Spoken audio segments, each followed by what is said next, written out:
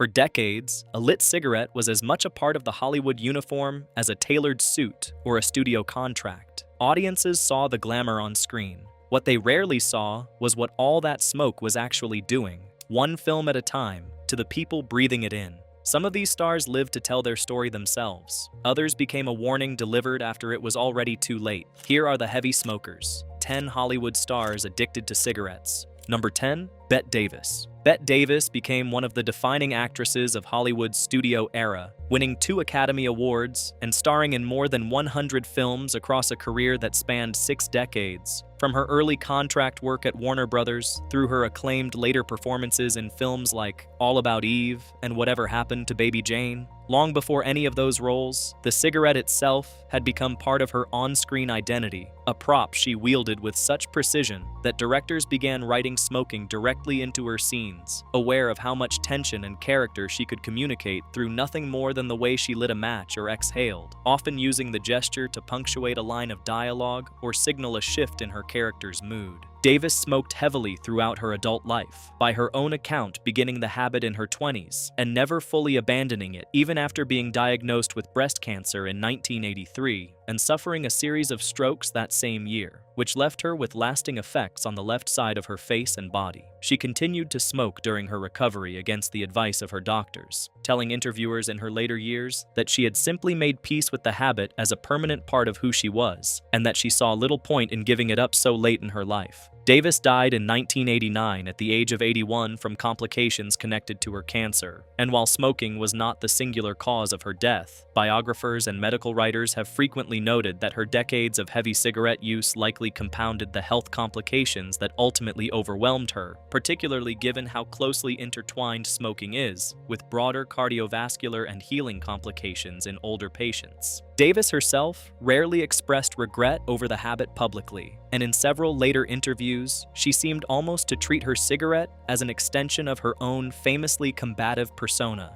the same directness and refusal to soften her image that had defined her performances for decades. Colleagues who worked with her in her final years described her continuing to smoke even during hospital stays whenever she was physically able, a detail that became something of an open secret among those close to her rather than something she attempted to hide. That same defiant relationship with cigarettes, worn almost like part of a costume, defined another Hollywood legend whose smoking became so closely associated with her voice and image that audiences struggled to separate the woman from the habit entirely, decades before medical science had fully caught up with what that habit was actually doing to her. Number 9. Lauren Bacall. Lauren Bacall became a star practically overnight with her 1944 film debut in To Have and Have Not, delivering a line to co-star Humphrey Bogart about whistling that instantly established her as one of the most captivating new screen presences of the decade, and the deep, husky voice that made her instantly recognizable for the rest of her career was, according to Bacall herself, shaped in part by decades of heavy cigarette smoking that began when she was still a teenager, breaking into modeling in New York. Bacall continued smoking heavily well into her later decades, describing the habit in interviews as something she had never seriously attempted to quit, even as public understanding of smoking's health risks expanded dramatically over the course of her lifetime and cigarette use declined sharply among her contemporaries. Remarkably, Bacall lived to the age of 89, dying in 2014 of a stroke unrelated directly to her smoking history, an outcome her own family and biographers have described as something close to a genuine outlier, given how many of her Hollywood contemporaries with similar habits died decades earlier from smoking-related illness. Bacall herself occasionally joked in later interviews that her lifelong habit had somehow failed to catch up with her the way it had for so many of her friends and co-stars, without ever framing the habit itself as anything she would recommend to others, and she remained active in film, television, and Broadway work well into her 80s, despite the decades of smoking behind her. Medical experts who have studied longevity outliers like Bacall generally caution against treating any single case as evidence that heavy smoking is somehow safe for a lucky few, pointing out instead that genetics, overall lifestyle, and simple chance all play significant roles in why some heavy smokers develop severe illness far earlier than others who smoke just as much. Bacall's own doctors reportedly urged her repeatedly over the decades to quit, warnings she acknowledged in interviews without ever fully acting on, treating the cigarette as simply too deeply embedded in her daily routine to give up. Not every star from that same era was as fortunate. The man who first discovered Bacall on screen, and who would go on to marry her the following year, faced a far more direct and devastating consequence from his own decades of heavy smoking, one that unfolded over the course of a single, brutal year rather than stretching harmlessly across an entire lifetime. Number 8. Humphrey Bogart. Humphrey Bogart was, by the mid-1940s, one of the most recognizable leading men in American film. His cigarette-dangling, world-weary screen persona becoming so iconic that it helped define an entire era of Hollywood style, visible in classics including Casablanca and The Maltese Falcon. Off-screen, Bogart's smoking habit matched the intensity of his on-screen image, with biographers estimating he smoked several packs of unfiltered cigarettes daily for most of his adult life, a habit compounded by heavy drinking throughout the same period, both of which he treated as an unremarkable part of his daily routine rather than anything requiring moderation. In early 1956, Bogart began experiencing difficulty swallowing, a symptom he initially dismissed as an ordinary irritation, and was eventually diagnosed with esophageal cancer, a disease strongly linked to a combination of heavy smoking and alcohol use over an extended period. He underwent a 9-hour surgery to remove the affected portion of his esophagus, along with 2 ribs and a lymph node. But the cancer had already progressed too far to be fully treated, and it returned within the year, despite the extensive operation. Bogart continued working and receiving visitors throughout his decline, famously being lowered by a specially built pulley system to move between floors of his home once he became too weak to manage the stairs unassisted, a detail his friends and family later described as characteristic of his refusal to fully withdraw from the social life he had always valued. He died on January 14, 1957, at the age of 57, roughly a year after his diagnosis, with his wife Lauren Bacall at his side, having remained married to her for 12 years, despite the considerable age gap and unconventional beginning of their relationship. Friends who visited Bogart during his final months, including frequent poker partners from his famous social circle known as the Rat Pack, later described him as remaining sharp-witted and characteristically unsentimental about his own condition almost until the very end, continuing to host small gatherings at his home even as his physical strength declined dramatically. His death at 57, still relatively young by modern standards, has been cited repeatedly in later decades by public health researchers studying the combined risks of heavy smoking and drinking, given how directly his particular pattern of use lined up with what would later be identified as one of the clearest risk profiles for esophageal cancer.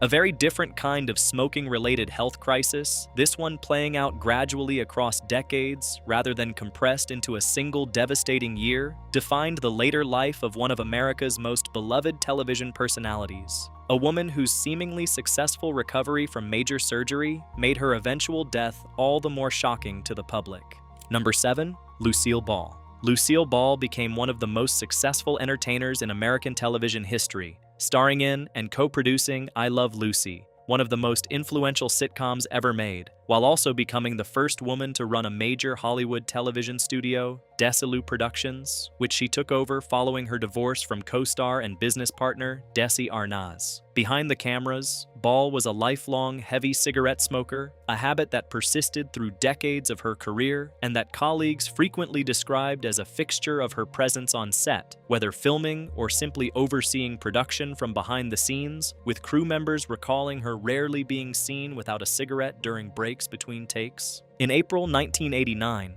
Ball underwent surgery to repair her aortic valve and replace a section of her aorta, a procedure connected to years of cardiovascular strain that medical professionals have often linked, at least in part, to long-term smoking's effects on the heart and blood vessels, including the gradual hardening and weakening of arterial walls. The surgery itself was initially considered a success, and Ball appeared to be recovering well in the days that followed, with reports at the time describing her as in good spirits and eager to return home. On April 26, 1989, roughly a week after the operation, her aorta ruptured suddenly, and she died later that day at Cedars-Sinai Medical Center in Los Angeles at the age of 77. Her death, coming so soon after what had appeared to be a successful surgery, stunned fans and colleagues across the entertainment industry, many of whom had assumed she was already on the path to a full recovery, and tributes poured in from across television and film in the days that followed her passing. Cardiologists, who later discussed her case publicly, noted that sudden aortic rupture following valve repair surgery, while uncommon, becomes considerably more likely in patients whose blood vessels have already been weakened by decades of smoking, since the habit contributes to a gradual stiffening and thinning of arterial walls that can make even a successfully repaired vessel more vulnerable to sudden failure under strain.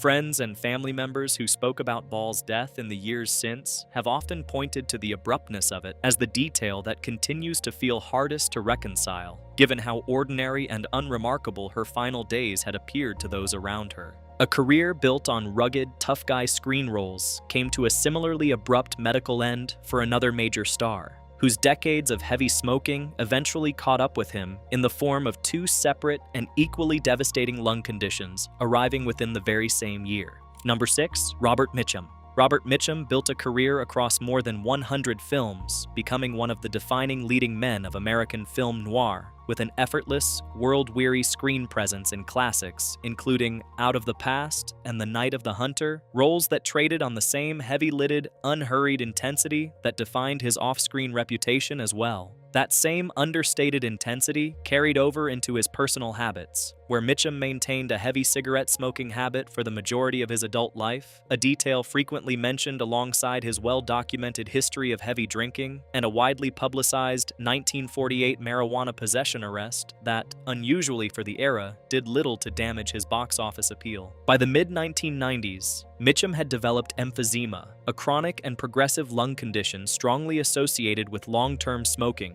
that gradually damages the small air sacs inside the lungs, reducing the body's ability to take in oxygen efficiently over time. In the spring of 1997, doctors additionally diagnosed him with lung cancer, compounding the strain already being placed on his severely weakened respiratory system and leaving him with two serious, overlapping conditions to manage simultaneously in his final months. Mitchum died on July 1, 1997, at his home in Santa Barbara, California, at the age of 79, passing away in his sleep after a year defined by declining health tied directly to both conditions. Colleagues who worked with him in his final years often noted that his gravelly, deliberate speaking voice, long considered part of his signature screen charm, had itself become noticeably more labored as his lung capacity diminished in his later decades, a change some biographers have pointed to as an almost audible record of the toll his smoking had taken. Mitchum reportedly continued smoking even after his emphysema diagnosis became a constant, visible presence in his daily life, a decision friends attributed less to denial and more to a fatalism that had defined much of his famously unbothered public persona for decades.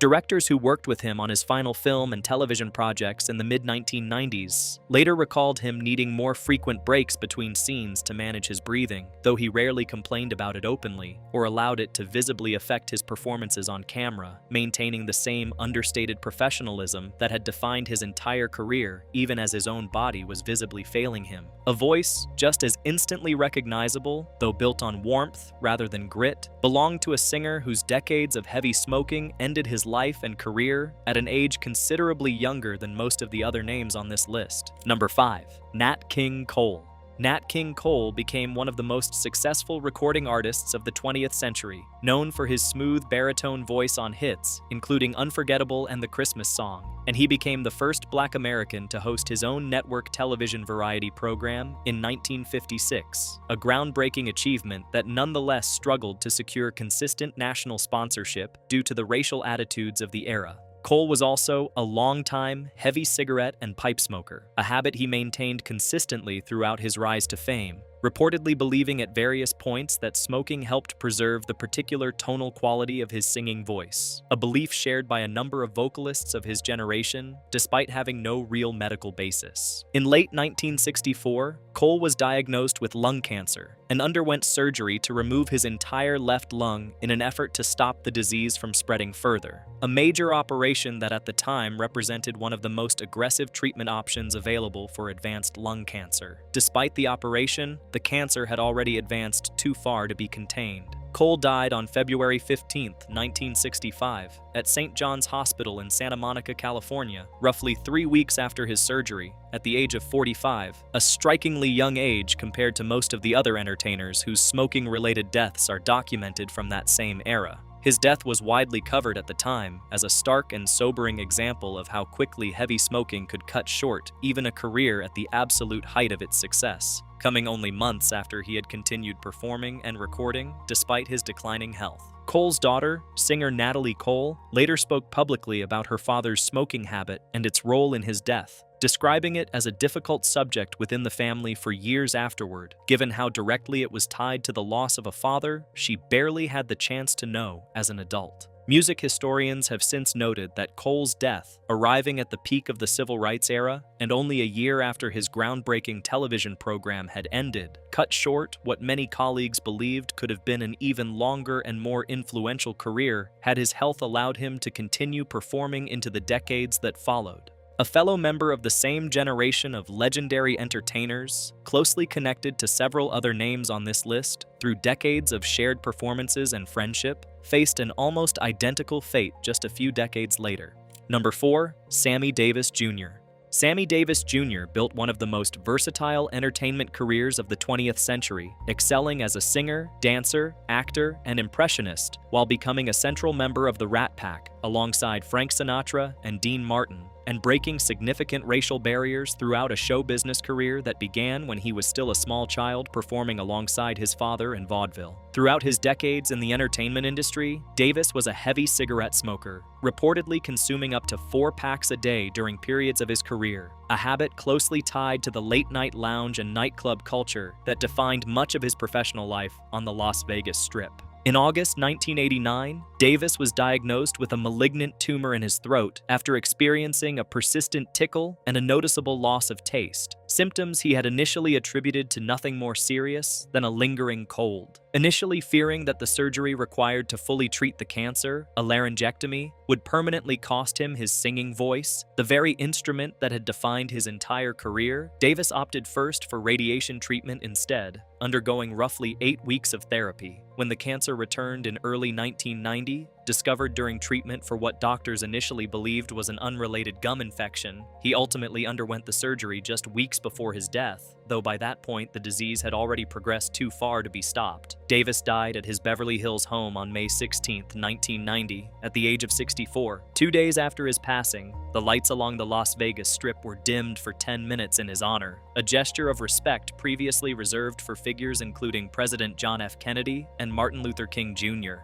Friends who visited Davis during his final weeks described him as remaining characteristically warm and self-deprecating even as his health rapidly declined, continuing to receive visitors including Frank Sinatra and other longtime collaborators from across his 6 decades in entertainment. His memorial service drew an extraordinary gathering of major entertainment figures, and colleagues who spoke publicly in the years afterward frequently pointed to his heavy smoking, sustained across the demanding, all-night rhythms of Las Vegas lounge culture, as a habit so normalized within that world at the time that few around him ever seriously questioned it until it was already too late to reverse the damage, a pattern that would go on to repeat itself almost exactly in the case of his close friend and fellow Rat Pack member just a few years later. The same lounge and nightclub culture that shaped Davis's decades of heavy smoking also defined the career of his close friend and fellow Rat Pack member, whose own diagnosis followed a strikingly similar path just a few years later. Number 3. Dean Martin. Dean Martin, nicknamed the King of Cool for his effortless, laid-back charisma, built one of the most enduring entertainment careers of the mid-20th century as a singer, actor, and television host, first finding fame as one half of the wildly popular comedy duo Martin and Lewis before establishing an equally successful solo career, remaining a heavy cigarette smoker throughout the majority of his decades in show business. Martin attended a tribute celebration for his close friend Sammy Davis Jr. in December 1989, just weeks before Davis's death from throat cancer, an event colleagues later described as taking on added weight once Martin's own diagnosis became public only a few years afterward, as though the two friends' parallel struggles had been quietly unfolding side by side without either fully realizing it at the time. In September 1993, Martin was diagnosed with lung cancer at Cedars-Sinai Medical Center in Los Angeles. When doctors told him that surgery offered the best chance of prolonging his life, Martin declined the operation, choosing instead to step back gradually from public performing rather than undergo a procedure he felt would diminish whatever time he had left. He continued largely out of the public eye through 1994, and into 1995 as the disease progressed, making only occasional appearances, including a notably subdued performance at his own 77th birthday celebration in June 1994. Martin died at his Beverly Hills home on Christmas Day, 1995, from acute respiratory failure caused by emphysema, a complication of his advanced lung cancer, at the age of 78, in a gesture that echoed the tribute paid to his close friend Davis 5 years earlier. The lights of the Las Vegas Strip were dimmed once again in his honor following his death, a rare double tribute paid to two members of the same close-knit circle of entertainers within the span of just a few years. Frank Sinatra, the last surviving member of the original Rat Pack trio, reportedly took Martin's death particularly hard, having already lost Davis 5 years earlier to a strikingly similar combination of decades of heavy smoking and advanced cancer. Martin's family later noted that despite declining the surgery doctors had recommended, he remained at peace with the decision throughout his final 2 years, telling those close to him that he preferred to spend whatever time remained on his own terms rather than undergoing additional invasive treatment with an uncertain outcome. An even more dramatic and physically consuming battle with smoking-related illness defined the final 15 years of one of American film's most enduring and recognizable leading men, a battle that involved not one but 3 separate cancer diagnoses. Number 2, John Wayne. John Wayne appeared in more than 170 films across more than 4 decades, becoming one of the most commercially successful and culturally significant actors in American film history, closely associated with the Western genre through roles in films including Stagecoach, The Searchers, and his eventual Academy Award-winning performance in True Grit. By his own admission, Wayne smoked as many as 5 to 6 packs of unfiltered cigarettes a day during the peak years of his career, a habit he later acknowledged, alongside heavy drinking, as one of the defining excesses of his adult life, once summarizing his own lifestyle bluntly by saying he had simply worked too hard, smoked too much, and drank too much. In September 1964, a routine physical examination detected a cancerous growth in Wayne's left lung. He underwent a major surgery that required removing the entire lung along with 2 ribs, a procedure so significant that Wayne publicly coined the phrase, "the Big C," while discussing his recovery, helping to popularize a term still used informally today as a way of referring to cancer without naming it directly. He briefly quit smoking following the surgery, but returned to using cigars and chewing tobacco within a few years, telling associates that giving up nicotine entirely felt impossible, even after everything he had already survived. Wayne appeared cancer-free for over a decade afterward, continuing to make films despite operating with significantly reduced lung capacity that left him noticeably short of breath during physically demanding scenes. In January 1979, doctors discovered a separate cancerous tumor during what was intended to be routine gallbladder surgery, ultimately removing his entire stomach in a 9-hour operation once the extent of the cancer became clear. A third cancer, this time in his colon, was discovered and partially removed the following May.